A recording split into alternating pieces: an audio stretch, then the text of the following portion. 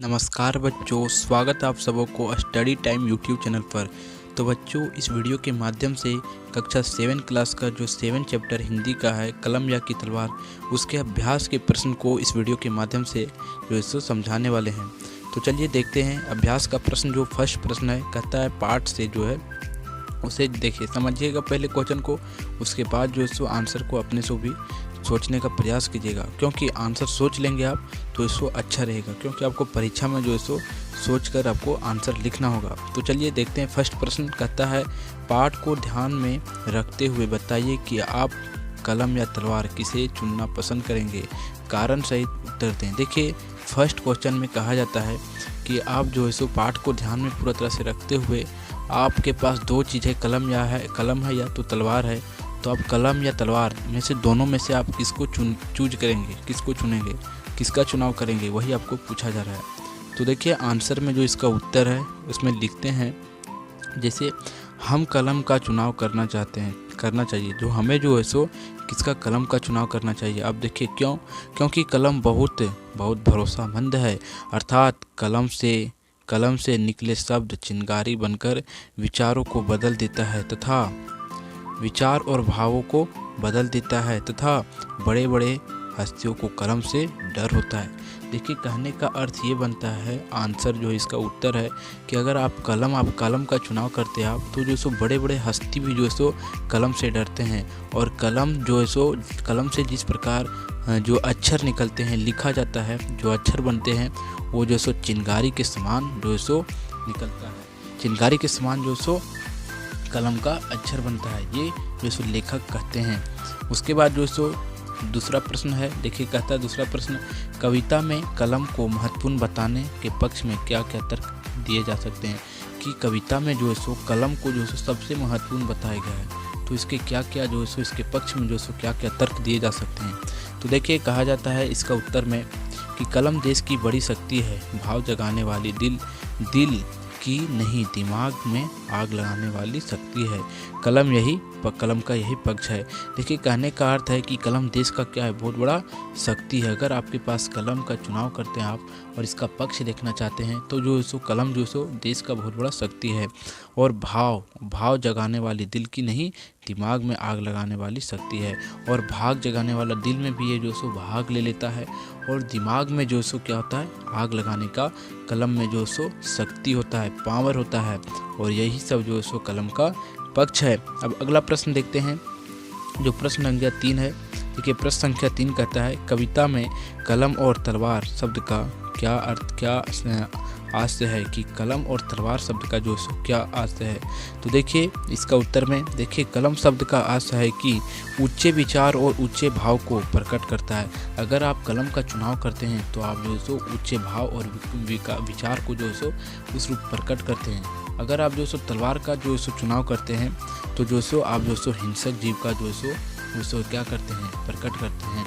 कहने का अर्थ ये होता है कि अगर आप कलम का चुनाव करते हैं तो आपको इससे यह पता चलता है कि जो सो आप पढ़े लिखे व्यक्ति की तरह जो सो विचार अपने दिमाग में जो सो चला रहे हैं। और पढ़े लिखे व्यक्ति ही जो सो कलम का चुनाव करता है, और जो व्यक्ति अनपढ़ होते हैं वो जो सो तलवार का चुनाव करते हैं। कहने का अर्थ ये बनता है कि पढ़े लिखे व्यक्तियों के पास जो सो ज़्यादा दिमाग होता है, जो पढ़े लिखे व्यक्ति नहीं होते हैं उससे।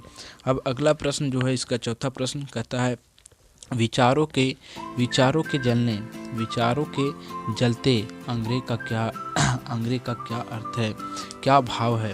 देखिए, कलम मन में विचार आग से सम्मान पैदा करता है, और कलम जो सो मन में जो सो विचार पैदा करता है और सम्मान पैदा करता है। और कलम उगलती है आग, और कलम क्या उगलती है, आग, और इसके अक्षर बन जाते हैं चिंगारी। कहने का अर्थ है अगर कलम जो सो आग उगलती है तो इसके अक्षर जो होते हैं वो पूरा तरह से चिंगारी बन जाते हैं। ये जो सो इस क्वेश्चन का जो सो आंसर है।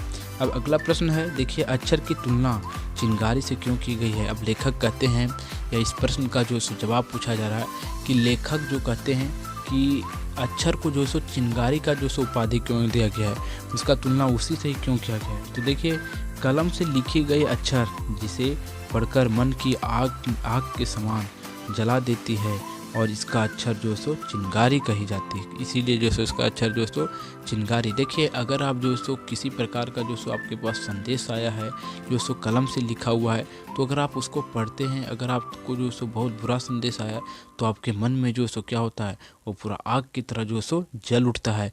लेकिन जो उसके अक्षर लिखे हुए हैं वो चिनगारी की तरह जो सो फैलते जाते हैं। जैसे जैसे आप पढ़ते जाते हैं वैसे वैसे जो सो फैलते जाता है। कहने का अर्थ है कि जैसे जैसे आप पढ़ते जाते हैं वैसे वैसे अक्षर जो लिखा होता है वो धीरे धीरे खत्म होते जाता है। उसके बाद अगला प्रश्न है कि कैसे व्यक्ति को तलवार की आवश्यकता नहीं होती है, कि कौन से व्यक्ति जो सो उसे जो सो तलवार की आवश्यकता नहीं होती है। तो देखते हैं इसका आंसर। देखिए उन लोगों को तलवार की आवश्यकता नहीं होती है जो लोग बुद्धिमान होते हैं। और अगर कोई लोग बुद्धिमान है तो जो सो तलवार का यूज ना करके जो सो ज़्यादा करके आप देखेंगे और जो सो कलम का यूज करते हैं। कहने का अर्थ आप समझिएगा।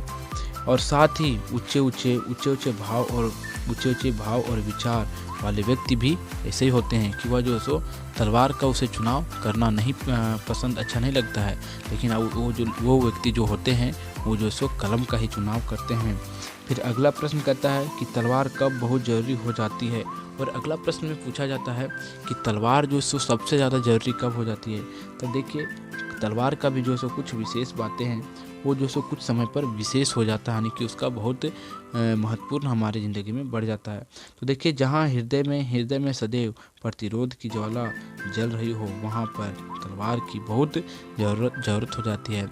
कहने का अर्थ ये बनता है कि अगर हमने जो सो पहले के ज़माने में क्या होता था कि युद्ध जो सो तलवार से लड़ी जाती थी, तब जो सो जो राजा होते थे और दूसरे राजा या सैनिक से लड़ने के लिए जब उसके मन में जो सो बहुत तरह के जो सो प्रतिरोध का जो सो ज्वाला उठता था, तब जो सो उसे तलवार की आवश्यकता होती थी, क्योंकि वो तलवार से जो सो मार काट करते थे। अब जो सो पाठ से आगे का प्रश्न है जो कहता है, कहा जाता है कि बुद्धि यानी कि बुद्धि बल अर्थात जिसके पास बुद्धि है बल भी उसी के पास है। आप यह विचार को सही मानते हैं या गलत, अपने उत्तर को दीजिए। देखिए इस प्रश्न का कहने का अर्थ यह है कि जिसके पास बुद्धि है उसके पास बल है।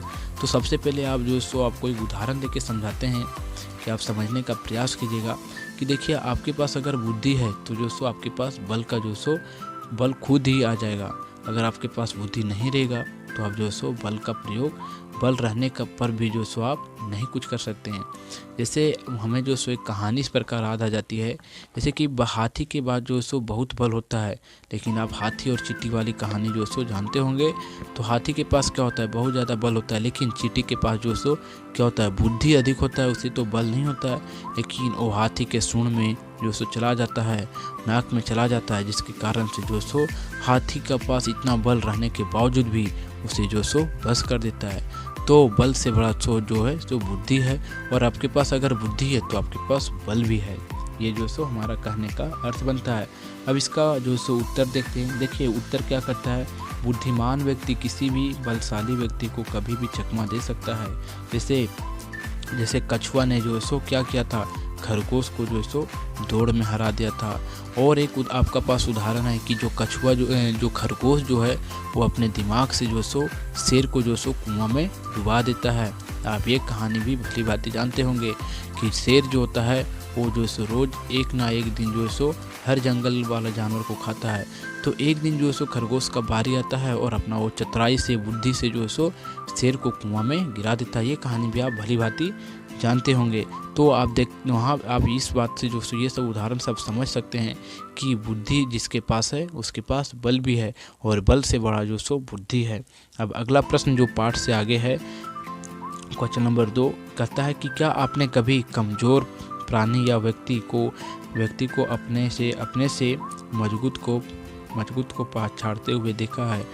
पाठ के संदर्भ को ध्यान में रखते हुए चर्चा कीजिए। हाँ, बुद्धिमान व्यक्ति किसी भी शक्तिशाली व्यक्ति को जो सो मात दे सकता है, और अगर कोई भी व्यक्ति बुद्धिमान व्यक्ति है तो जो सो किसी भी व्यक्ति को जो सो अपने जो सो मात दे सकता है। मात करने का अर्थ ये है कि वह जो सो चकमा दे सकता है। अब अगला प्रश्न है, कहता है कई बार आपने देखा होगा कि तन में शक्ति कम होने के पर भी चींटी खुद से ज़्यादा गुना के बड़े जीव जंतु को खींच ले जाती है। इसे आपको क्या शिक्षा मिलती है? देखिए प्रश्न, जो तीसरा प्रश्न वो कहता है कि अगर आपके पास शारीरिक बल भी कम है तो पर भी जो चींटी जो होता है हमारे पास भी है, तो हम अपने शरीर से भी अधिक वजन कभी कभी उठा लेते हैं। इसी प्रकार चींटी को आपने देखा होगा, वो उसका शारीरिक वजन बहुत कम होता है, लेकिन अपने बुद्धि से वो क्या करता है, बड़े बड़े जो जीव जंतु जो मर जाते हैं उसे खींच घसीटते हुए ले जाता है। हमें यह शिक्षा मिलती है कि बल से अधिक शक्ति किस में है? बुद्धि में है। और इस प्रकार से यह अध्याय का प्रश्न उत्तर है यह समाप्त होता है। अगर आप इसका पूरा तरह से वीडियो नहीं देखे हैं, जिस वीडियो में इसका कविता का मैं पढ़ाया हूँ, तो डिस्क्रिप्शन में लिंक देते हैं, आप वहाँ से जाकर ज़रूर देख लें। अगर आपको वीडियो अच्छा लगा हो तो वीडियो को लाइक ज़रूर कर दें